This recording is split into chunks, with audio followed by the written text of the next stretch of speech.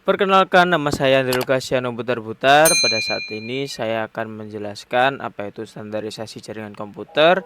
Tapi sebelumnya saya berasal dari kelas TIA 2020 dengan NIM 20512 04095. Standarisasi jaringan merupakan sebuah aturan main atau protokol yang digunakan agar semua hal atau pekerjaan dapat berjalan dengan baik. Dalam jaringan komputer banyak sekali terdapat vendor hardware ataupun software yang selalu bersaing dalam dunia pasar dengan memberikan produk atau temuan-temuan terbaru dengan memberikan berbagai kelebihan. Situasi semacam ini memberi kondisi yang semakin rumit karena jika tidak membeli produk dari vendor yang satu dan kita hendak menyambungkannya dengan alat atau produk dari vendor lain, menjadi tidak sesuai ataupun not support dengan alat ataupun produk yang akan kita pakai. Organisasi standarisasi untuk internet ini memiliki mekanisme tersendiri yang berbeda dengan ITU-T ataupun ISO. Mekanisme ini dibentuk pada awalnya dari sebuah komite informal yang dibentuk oleh DoD setelah ARPANET tersebut yang disebut dengan IAB atau Internet Activities Board. Pada komite ini menampung semua ide atau pemikiran yang secara terbuka didiskusikan.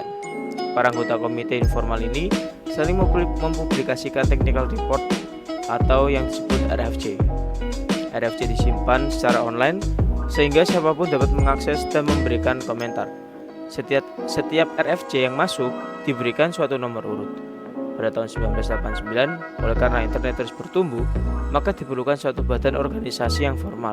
Maka IAB diorganisasi kembali menjadi IRTF dan juga dengan IETF. Kita masuk dalam pengertian TCP/IP, singkatan dari Transmission Control Protocol atau Internet Protocol, merupakan standar komunikasi data yang digunakan untuk proses tukar-menukar data dari suatu komputer ke komputer lain dalam jaringan internet yang sama.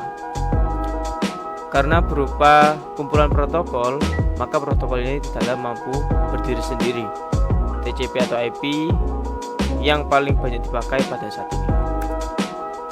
Fungsi TCP/IP yaitu dapat mengkomunikasikan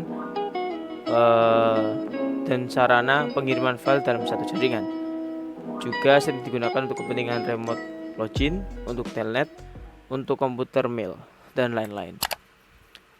Layer TCP/IP beserta fungsinya. Berikut ini ada 5 layer TCP/IP, yaitu mulai dari application, transport, internet, network interface, dan physical. Fungsi dari action layer ini terdapat yaitu Network Terminal Protocol atau Telnet, File Transfer Protocol FTP, Simple Mail Transfer Protocol SMTP, Domain Name Service DNS, Routing Information Protocol RIP, Open Source Part First atau OSPF, Network File System atau NFS, dan Hypertext Transfer Protocol. Transportation Layer ini membentuk sebuah sambungan antara host, penerima, dan pengirim sebelum kedua host tersebut berkomunikasi. Dan seberapa sering kedua host ini akan mengirim acknowledgement dalam sambungan tersebut satu sama lainnya. Transport layer hanya terdiri dari 2 macam protokol, diantaranya yaitu TCP dan UDP.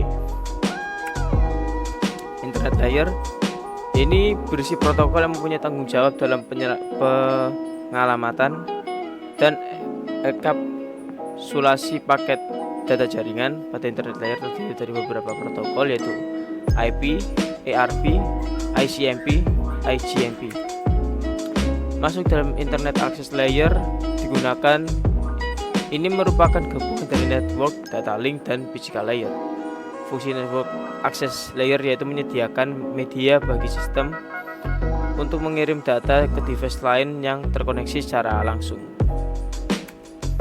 Physical layer, fungsi ini mendefinisikan karakteristik yang dibutuhkan hardware untuk membawa sinyal data transmisi. Pada layer ini mendefinisikan hal-hal seperti nomor dan lokasi pin interface serta level tegangan. contoh TCP/IP. Sebuah network mempunyai IP address 026.104.0.19. Itu dapat juga ditulis dengan 226.104.0.19, menerangkan adanya host dengan IP address nomor 104.0.19 dalam network yang termasuk kelas A.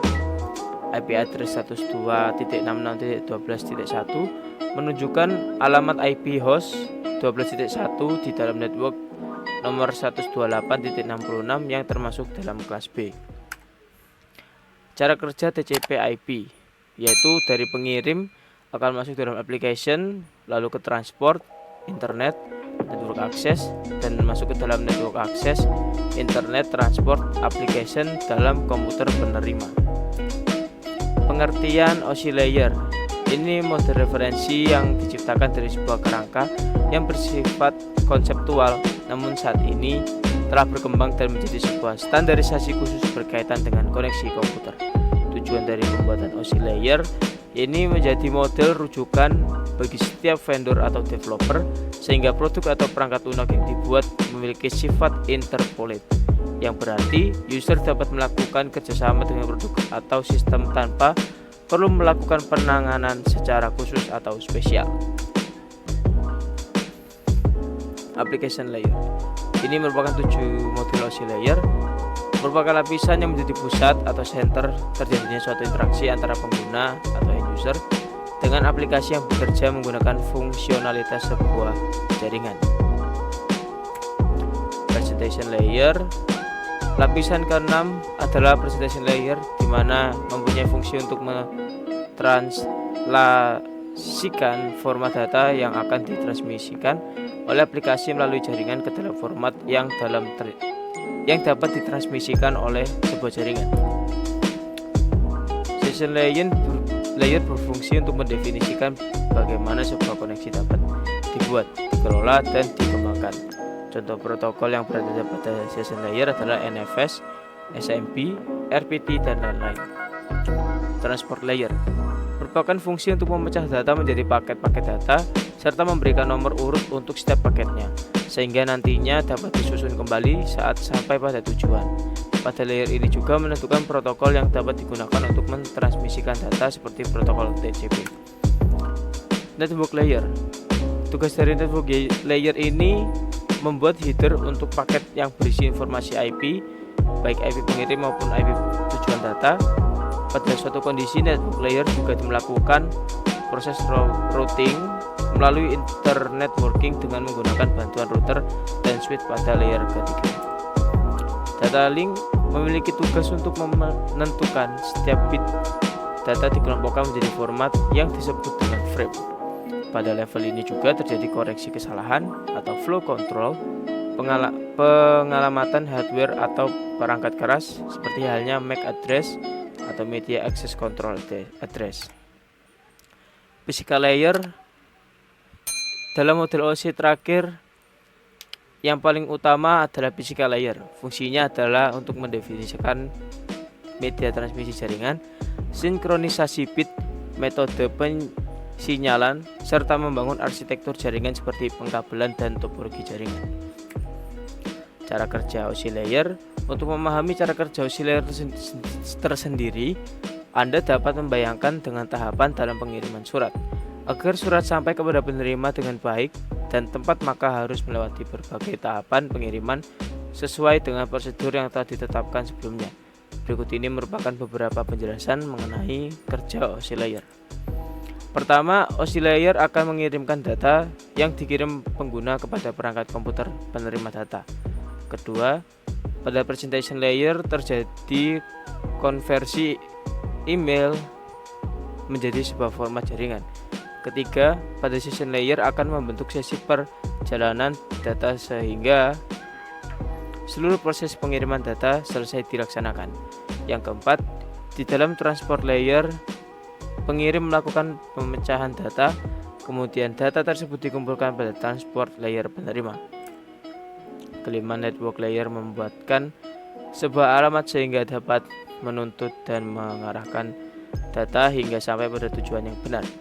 Selanjutnya, di dalam data link layer akan dilakukan pembentukan data menjadi bentuk frame serta alamat fisik, dan pada lapisan utama tepatnya physical layer, data akan dikirim melalui medium atau perantara jaringan menuju lapisan transport penerima.